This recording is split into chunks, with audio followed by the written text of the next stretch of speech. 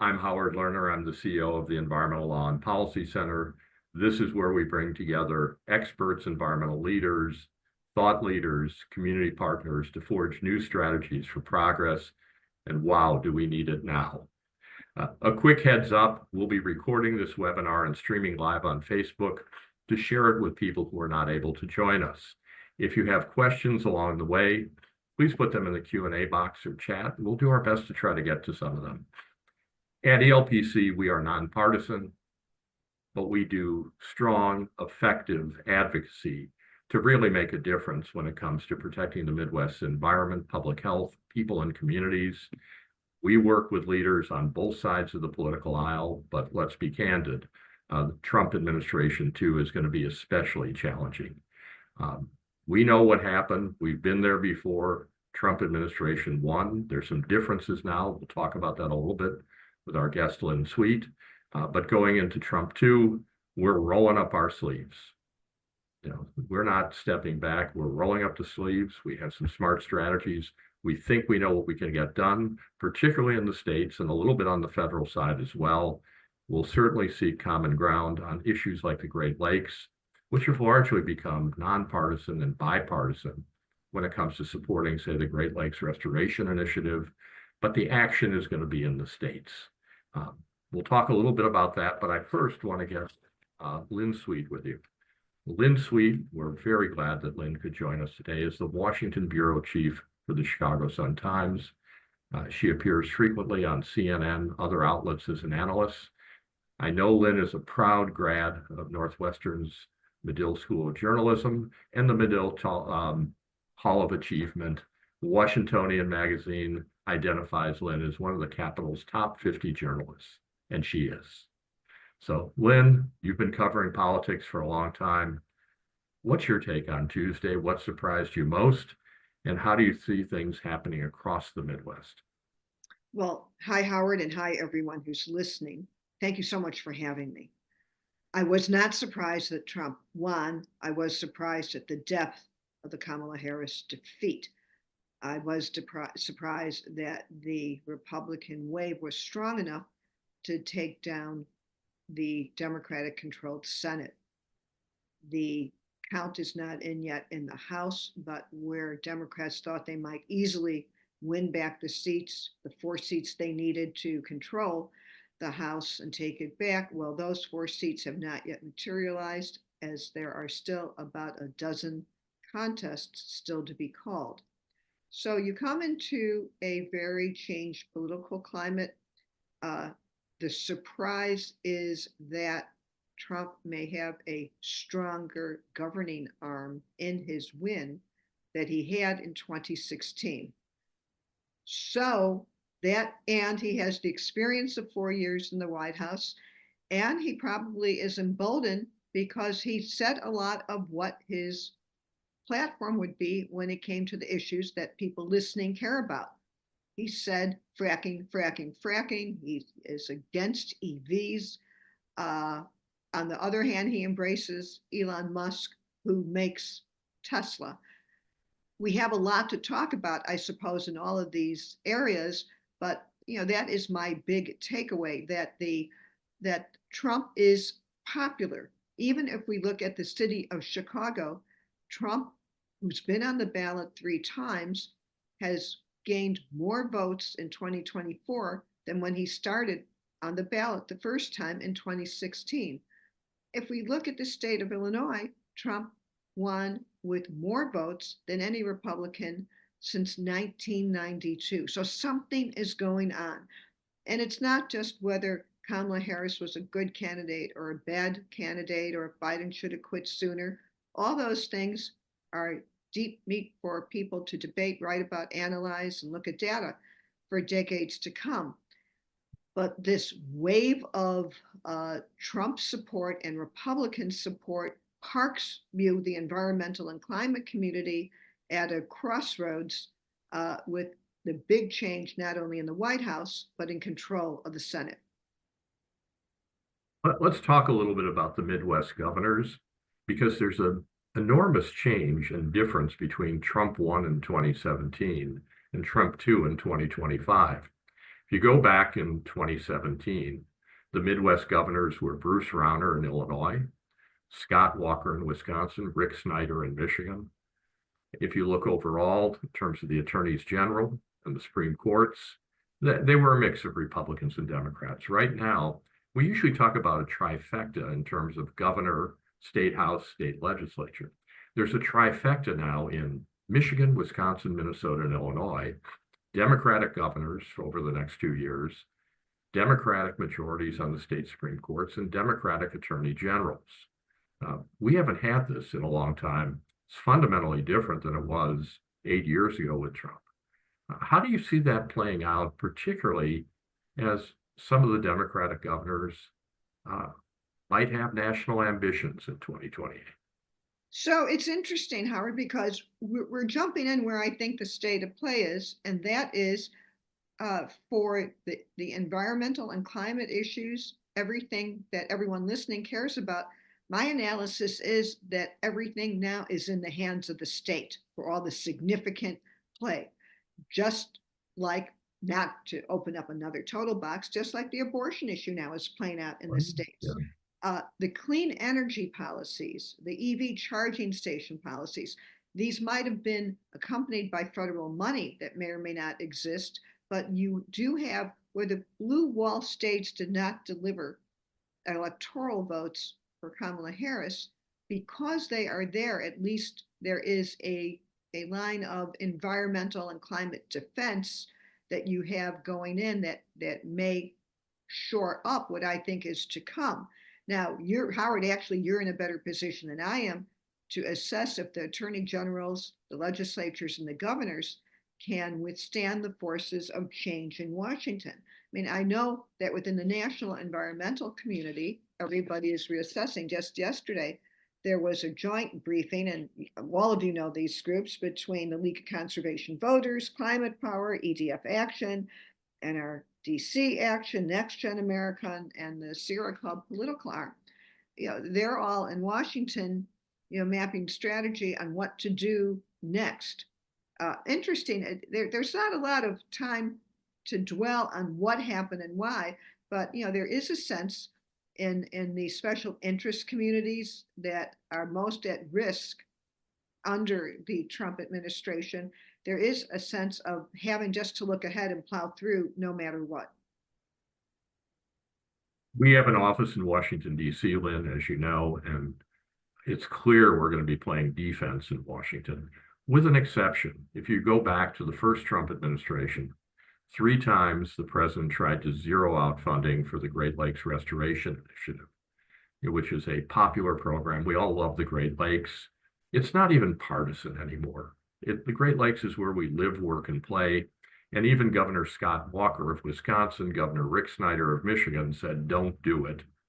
And Congress, which was Republican-led, House and Senate, both pushed back, and we retained funding for the Great Lakes Restoration Initiative against 3 times of essentially zeroing it out.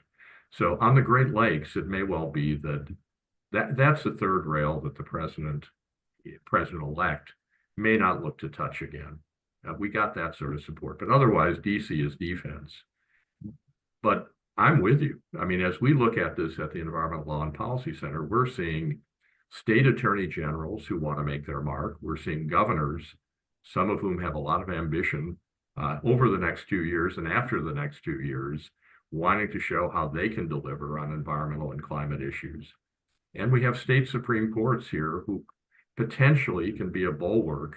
While the federal government steps back, states can step up. And one of the key issues is going to be whether the Trump administration really tries to do something that historically the Republican Party hasn't done, and the Republican majority Supreme Court hasn't done, which is, try to preempt and stop states from acting. The majority of the Supreme Court is very supportive of states' rights, and that's what we're seeing, as you mentioned, on reproductive rights. And we think there's some real opportunities on environmental issues, at least over the next 2 years till we see the midterms. But one thing here is also now to take this now one more step. One of the things Trump talked about in the campaign is cutting the federal bureaucracy. Specifically, there was the talk of the education department, but now Elon Musk will have a giant role, if indeed Trump carries through, with chopping bureaucracy, whatever it means. So I would say that the Environmental Protection Agency, which already suffered through the first Trump administration in terms of funding and personnel and vacancies never filled. I would look to that as one of your bellwether, or that might be your bird in the canary in the cage test to see what are the low hanging targets that Trump and Musk could use. One of the fears is in Washington is in the gutting of the bureaucracy. It sounds great, but you're also driving out experienced people. And one of the things, when I talk to people is if you live in a condo in Chicago, not a 6-unit one, but a big one, do you really want everyone who's been involved in running your building to just quit? And it's your Nice home. All analogy. of a sudden, there's a new board with no experience, but a lot of ideas that aren't necessarily what you can do in a building with the budget you have. You wouldn't want to run your condo that way necessarily, but we are where we are, and we're all living in the real world, which is why my analysis, the EPA might be a low hanging fruit only because it was. Correct. What does it mean? Not threatening to move the location to get rid of the Washington people? I don't know. Does it mean in the Chicago regional appointment, putting someone in who, I mean, look at how long it took the Biden administration away to get to fill that vacancy. But the fight was within environmental activists. I mean, I don't think you're going to see that again. You're right. When it came to US EPA Region 5 administrator, I forget exactly how long it took before Deborah Shore's appointment was made or nominated and then Right. moved forward, but probably a year. Right. And her rival was someone from around the Flint, Michigan area who Right. would have been, both of them would have been fine. It was just who would be better. Now, Correct. you may appreciate what you have now because it's hard to analyze the situation and say you will get somebody who your community is happy with in the way you are now, or that you'll even have input at all in the selection. Environmental community, one of the ways when you look at this change is that with the Biden administration and Democratic Senate, you had a lot of pipelines, relationships to be able to get your points across, push people you wanted in certain places. That now is closed to you for the foreseeable future. The reality is some groups, particularly in Washington, tend to be far more partisan. We've always prided ourselves, and our former legislative director, Al Grosboll, who was Jim Edgar's deputy chief of staff. And Al had connections, obviously, on both sides of the aisle, particularly among Republicans. We've always prided ourselves on the ability to work on both sides of the aisle. That said, your point is absolutely right. There were more pipelines, more access among the Democrats in the Senate than the Republicans, and among the Democrats in the House and the Republicans. But we'll be looking to some of the Republicans like Representative David Joyce of Ohio, who's been a strong protector of the Great Lakes, to really step up in the very important role he has now. And he did that 8 years ago with the cutback of the Great Lakes Restoration Initiative. He helped lead the charge in fighting that back. But your point's absolutely well taken. Talk a little bit, if you would, about the media. How's it different now going into a second Trump administration than it was 8 years ago?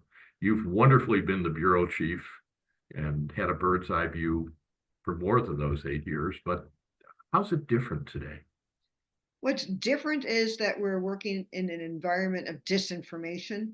What's different is that the fact-checking industry grew, thrived, and gave people a lot of information. And journalists have to move forward just knowing, well, we did give you a lot of information and people made the choice they did anyway. So I think it means you don't change what you're doing, but it is a thought. I'm just putting this out here as a thought process because I'm still trying to Mhm. figure this out. Did we have good information and we just didn't get it out right to people in the way they wanted to consume it? I mean, we've known for years the habits of people for absorbing political information is different. And so that is something to be said. And would it have made a difference in this election? I don't know, because uh, people knew and they made their decision anyway. People knew and they made their decision anyway. So, that is does not mean that as journalists we don't keep doing what we're doing. But I think we do study how people get all the content we create. Now, the other thing is we are working in an era of cheap fakes, disinformation, AI, and I think that means we have to be on the alert for stuff we may be using as what we think is a source or what's real. So just on the reporting side, we have to be really more vigilant.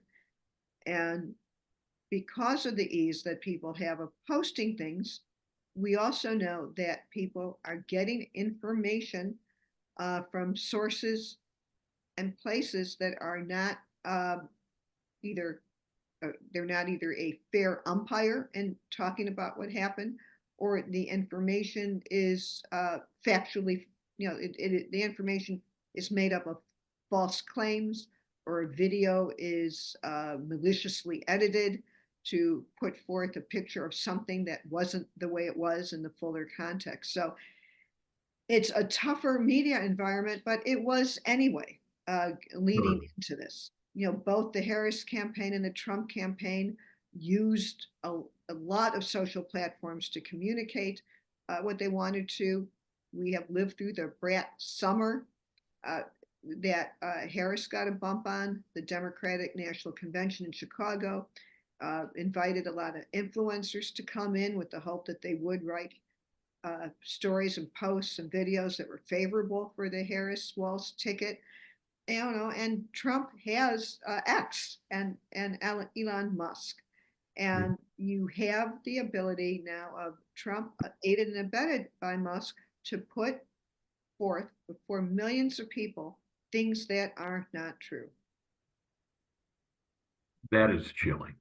Yeah. Who's doing the best work to sort of counter that? And when I say counter it, I don't mean disagree on particular issues, but counter things that are, as you're describing it, just purely false, purely disinformation, purely just incorrect, as a matter of fact. How does that play out in the media?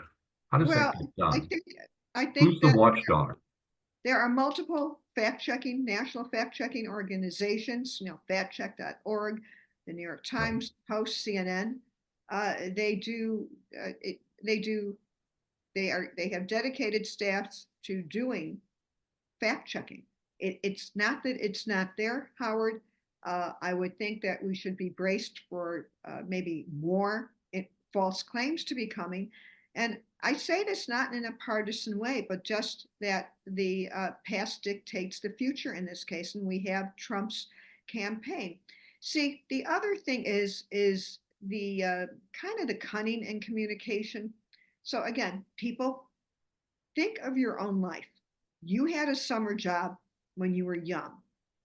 I had a paper route. I went to Foster Avenue, some news distributor. I can't prove that to you. I don't have a pay receipt. I might have a friend who remembers. I worked at a staple factory on Pulaski near Peterson. I don't have a pay stub, but why wouldn't you believe me? So when Trump said, oh, Harris worked at a McDonald's, but she can't prove it. She says she worked there. It's probably not true. And then it just hangs out there like that. That's what we're up against. So I suppose her, political decision was: do we give the lie? Why would we even concede the point that she said she worked there? And once you start a debate, by the way, you kind of, the person, there's a saying in politics, when you're on defense, you lose. And that just kind of, when you explain, when you have to explain, you lose. So look how easy it was to take something just like that, something that we all know. And you're, as there is a saying, I know it's used among the lawyers in a courtroom, you are allowed to bring your common sense into this. Think your own life. Can you prove your own first summer job? Document it. Maybe you, or all of your jobs as a younger person. Okay, I worked at a fried chicken place. I can't even remember I the had name. the same array of, part-time, hourly paid jobs that you're describing. And That's you why I'm couldn't prove it. chuckling.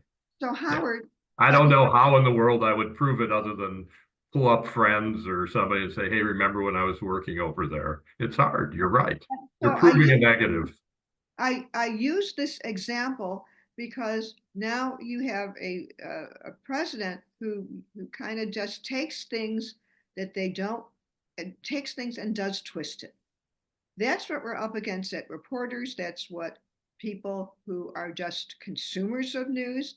That's why advocates or advocates of special interests, which may not be the interests you care about or a cause you believe Right. in, but you may not be able to control in any way an accurate rendition of your message. So when you have had Trump say that he doesn't like wind energy because of, what does he say, the noise or something? Uh, what Depending on which speech. Yes. Right. I don't know what you do with that if that is a reason to try to gut funding for solar and wind energy projects. But one thing I would watch is Musk has a bigger fish to fry in his space contracts than in getting money for Tesla, I suppose, or creating a market for it. So let's use Illinois as our own little test tube here.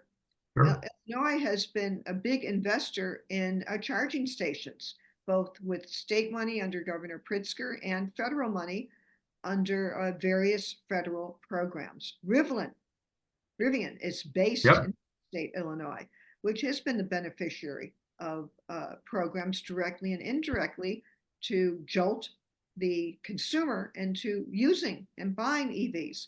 So what happens to these programs? The whole point of trying to create more EVs driving around our Mhm. country has been a major campaign talking point of Trump. Uh, what happens Sure. there? And does Musk care about this one way or the other, that he'll use his power and influence to somehow intervene on this one issue? That was one of the questions in the chat box, and you sort of walked into it nicely, which is, does Musk's presence um, in the administration, or apparent likely presence, set aside his satellites, set aside his space ventures?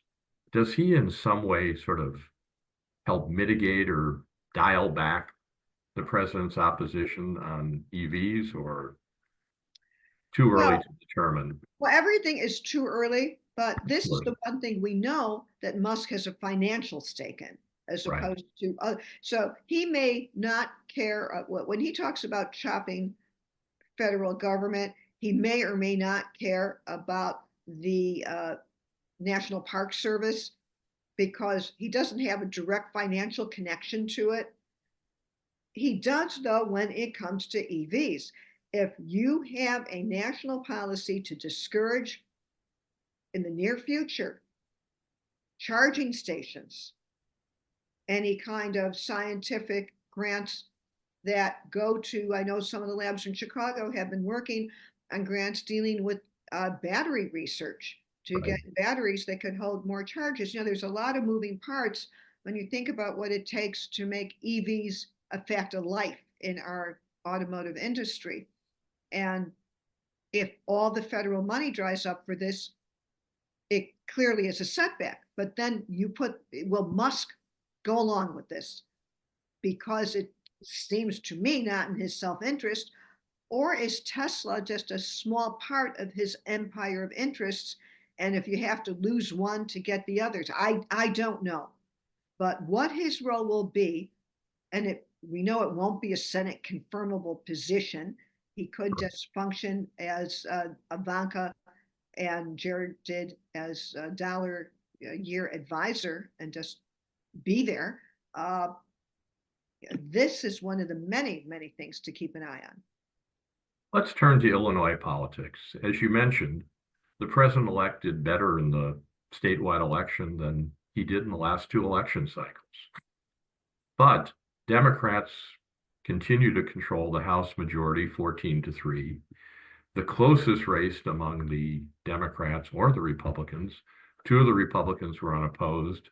One of them, Mike Boss, won by a very, very large margin.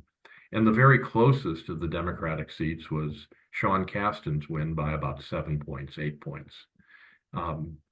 Is that just the map is so gerrymandered that Democrats and Republicans are simply going to win their seats? But still, you have seats that were thought to be competitive, Representative Sorensen's seat, Representative Budzinski's seat, that, various Cook Political Report and others said these are toss-ups, leaners, etc. The voting wasn't very close on them. What do you take from that? Well, one of the things is that having studied their voting records is they inoculated themselves very, very well. If you look at votes on issues where you see a measure was passed with Republican votes, but you might have had 14 Democrats on it, you would see Nikki Budzinski and Eric Sorensen always among that group. If you look at however you rank the conservative to super liberal in the Illinois delegation, Budzinski and Sorensen are on one side, and then you have Delia Ramirez way out there on the other side. So, there are some measures where we have known, I've seen for years of studying roll calls, where you have the squad, which now includes, in my analysis, Chuy Garcia and Delia Ramirez.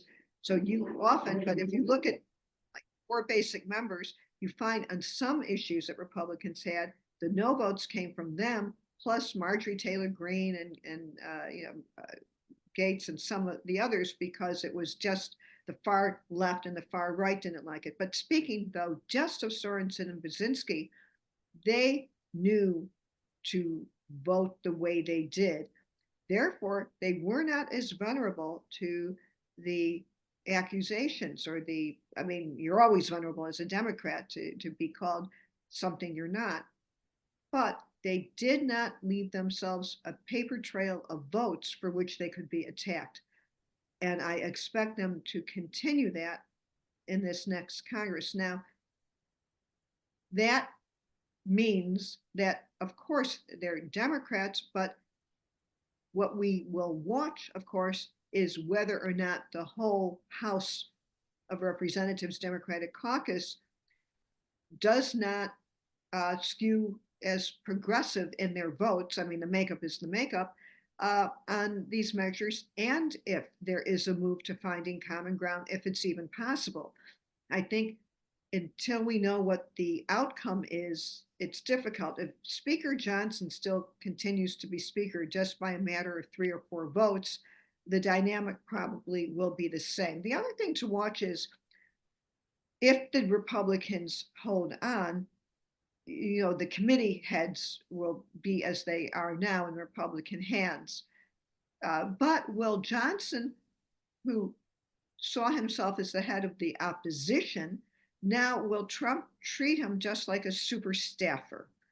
I remember when Dennis Hastert was the Speaker of the House and George Bush was president, it struck me that Hastert's role as he fashioned it was more to do what the boss says, as opposed to say, no, I have my policies and my agenda, and maybe butt heads with the White House. So I would think you'll see more of taking the cue from the White House and Trump and that may play out in maybe squashing or encouraging Republican initiatives that Johnson on his own would not want to deal with.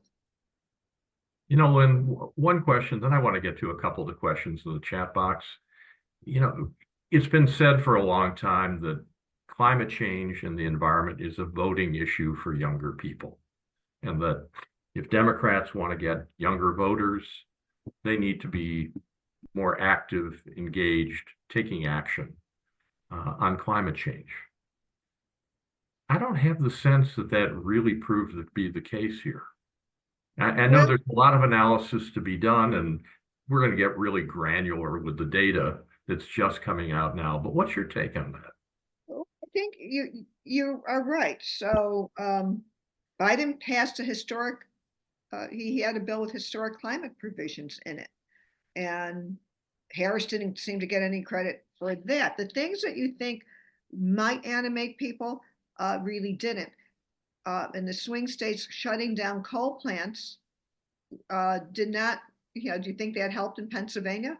Uh, of course, even if you don't have a coal plant in some of these states, the idea of bolstering fossil fuels and making clean fuels the enemy is something that you would have thought would have been animating.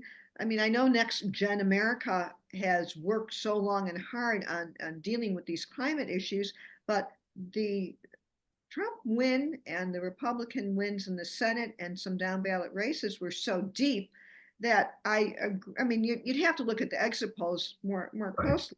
So here is the thing that I would kind of watch too. To me, a cousin of your issues is also public health. What if Robert Kennedy does get in?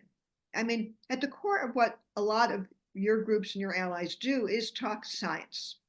We Correct. want to do this or that because the science dictates that if we don't take these steps to prevent more climate change, here are the severe consequences. So if there is a disregard for science, if Robert Kennedy gets in and somehow gets a vaccine ban, or maybe if it's just a mandatory ban or wherever, if the institutes of health that Trump may be angry at because of how he got information during the beginning of the COVID pandemic.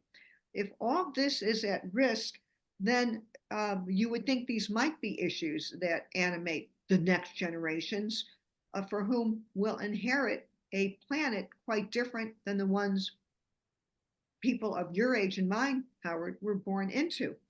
Uh, I don't know, when you talk about coastal resilience, look at what just happened in Florida, North Carolina.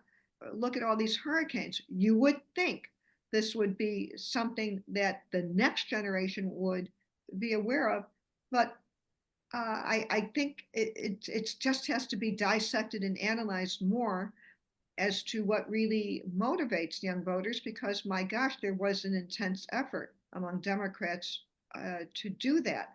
Is it just a not being animated or believing that you should vote, can vote, what to care about? It's tough. And it's also coming back to one of your questions about my business. Uh, I want to write stories that give people information they find useful, informing them how government works so it could be useful. Explain to you a government policy so you selfishly can take advantage of it.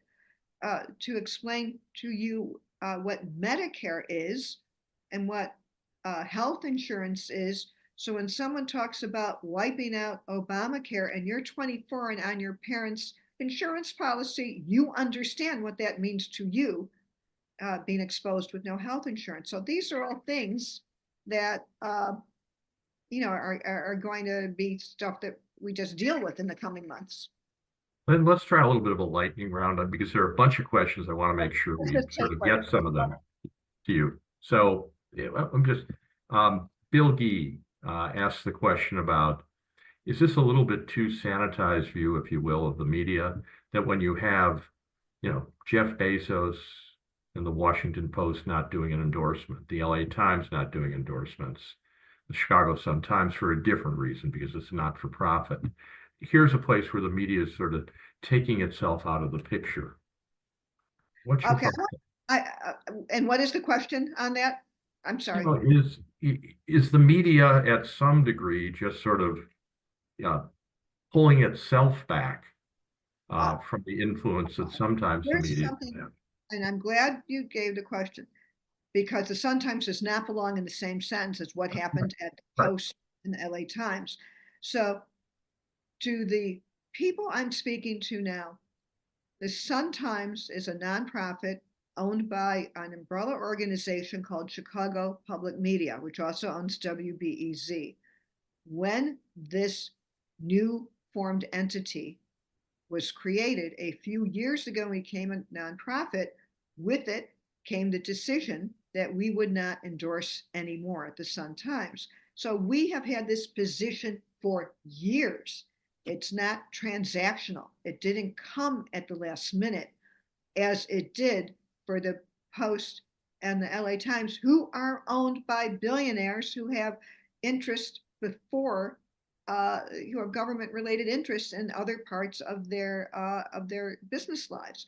So one of the things I hope, by the way, that everyone out here appreciates is that I'm able to be here for you, to speak to you, to help you analyze the road ahead as a journalist, because the Sun Times now has people like you, and I hope a lot of the people listening, who will support us. You know, this is the media environment that we're in. We are not owned by billionaires. We are people who are hoping that we are providing a service to the community, so you will support us. The And Chicago Sun-Times, the hardest working newspaper in America. I think that's what it says, right? what it is a paper devoted to I'm giving you a local. pitch. I'm giving you a plug. Thank you. So therefore, the media environment for us is the same. Our main dedication is covering local news, and we do that. We have the wonderful work of Brett Chase, who's our environmental reporter, who does a Right. special focus on environmental justice. We care about things that happen in the communities and environment related, uh, health equity issues. So all these things are things that we do cover, and that won't change. And we'll be there to report on the changes that happen. But anyway, what's another question so we All can? right. Inflation Reduction Act. Yes. Lots of businesses got tax credits, got grants, lots of development happening, solar, wind, battery, such, in red states and purple states as well as blue states. Does that mean that there are going to be some businesses here stepping up saying to the incoming Trump administration, whoa, hold off. This is actually working. It's good for me. And will that lead Congress and the president, this is Ellen Partridge's question, to sort of, take a pause a little bit? I'm reminded that when Trump came in 8 years ago, Congress and Trump were hell-bent on repealing Obamacare. Well, it didn't happen for a lot of reasons. What do you think about that in terms of climate mitigation and the Inflation Reduction Act? So I don't think all the money has been, there's still money in the pipeline to be spent. It's very hard to spend billions of dollars. Even, it just A doesn't. billion here, a billion there. Pretty soon we're talking real money, as Senator Dirksen once said, right? And even when you think you have, you know, uh, projects on the shelf that are ready, it takes a long time to actually get the money in. So uh, these projects won't be cut off January 22nd. Red line funding. I know that's been a concern. There is money in the pipeline that will stay in the pipeline. And I think there will be legal battles if somehow the White House just orders the Office of Management and Budget to stop payments. That now, by the way, could happen. Remember, it was Trump who wanted and used the OMB to try and stop payments to Ukraine in the episode that led to his first impeachment. I'm not saying it's impossible, but in the sprawling government out there, the brick and mortar projects might not be the first target, especially since there is money in the pipeline and there probably would not be a priority of the Senate for whoever is going to lead it. And that addresses a little bit the public transit question that we were talking about. Hey, last question. Gene Weedoff raises, here we are today, but Midterm election only 2 years away. Midterms usually favor the party out of power. How's this going to play for Democrats with the Senate, with the gubernatorial races in the Midwest? Most of the Senate seats up are, I think, Republican seats in 2026. And on the other hand, the Midwest Democratic governors we talked about, those are all up for election in 2026. Any just gut sense, quick prognosis?